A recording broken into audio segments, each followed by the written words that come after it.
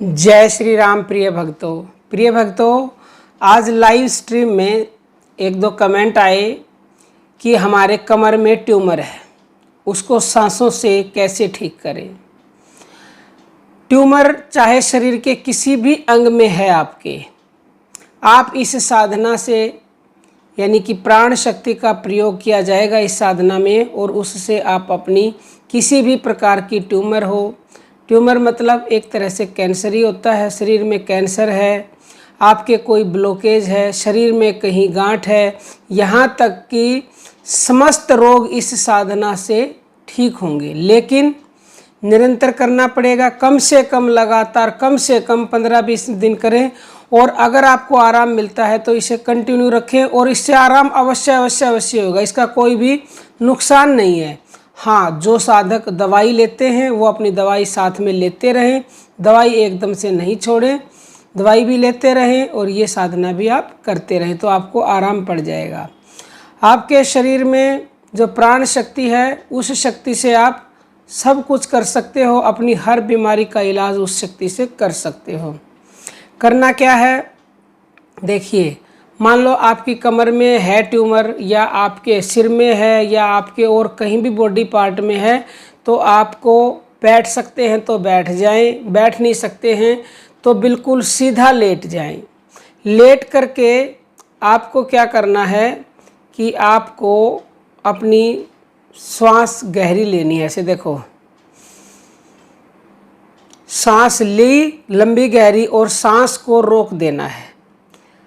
रोकना कितनी देर है, जितनी आपकी क्षमता है, शक्ति का अतिक्रमण नहीं करना है। जितनी आप में कैपेसिटी है उतनी देर सांस को रोकें और फिर श्वास को छोड़ दें, फिर श्वास लें और रोकें। लेकिन जब श्वास रोकना है तब एक काम करना क्या है, आपको अपना पूरा ध्यान आपकी नाभि के ऊपर लेके आना है। नाभि के ऊपर क्यों?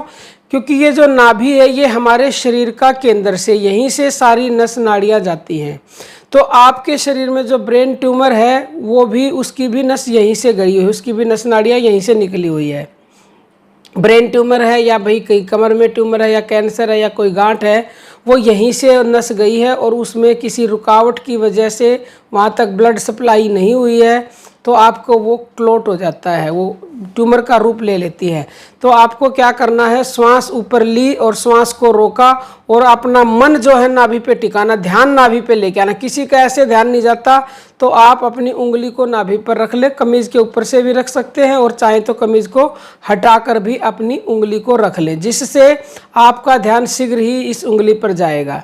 ध्यान टिकाना यही है। तो इससे आपको क्या होगा, जब ये अभ्यास आप रोज़ कम से कम आधा घंटा करेंगे तो इसका आपको शीघ्र ही लाभ मिलेगा। और किसी के पास ज़्यादा समय है, क्योंकि दवाइयों में अनेक पैसे खर्च होते हैं, उसके बाद भी ट्यूमर का कोई इलाज नहीं है, ऑपरेशन बता देते हैं, और ऑपरेशन होने के बाद भी ये ज़रूरी नहीं है कि वो ट्यूमर पूर्णतः ठीक हो जाए। तो आप ये इलाज घर बैठे फ्री में बेड पर लेटे लेटे ही कर सकते हैं। प्रतिदिन अगर एक बार में आधा घंटा नहीं होता तो 10 मिनट 5 मिनट करें, फिर 10 मिनट 5 मिनट करें। ऐसा कर करके दिन में 5-7 बार ये अभ्यास करें। फिर से बता देते हैं, सांस लें, रोकें और रोक करके अपना ध्यान अपनी उंगली पर, नाभि चक्र पर, और फिर जितनी देर रुके उसके बाद सांस को छोड़ देना है। ऐसे ही लगातार सांस ली रोकी छोड़ी, सांस ली रोकी छोड़ी, सांस ली रोकी छोड़ी, बीच में गैप नहीं आना चाहिए। कंटिन्यू ऐसे आप ये अभ्यास 10-15 मिनट जितनी देर कर सकते हैं करें। इससे आप कहेंगे कैसे ब्रेन ट्यूमर क्लोटिंग ठीक होगी। देखो, नाभि से जैसा हमने बताया, सारी जो नस नाड़ियाँ हैं वो यहीं से गई हैं। तो कुछ दिनों के बाद, अभ्यास के बाद, आपकी नाभि में एक वाइब्रेशन होनी महसूस होगी, स्पंदन।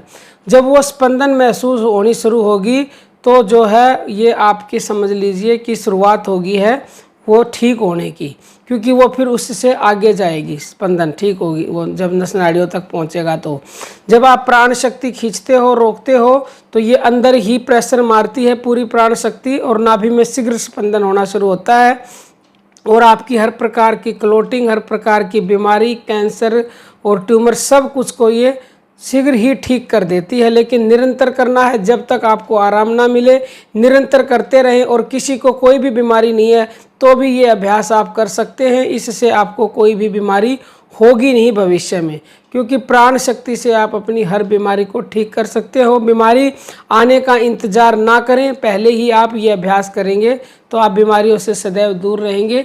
जय श्री राम प्रिय।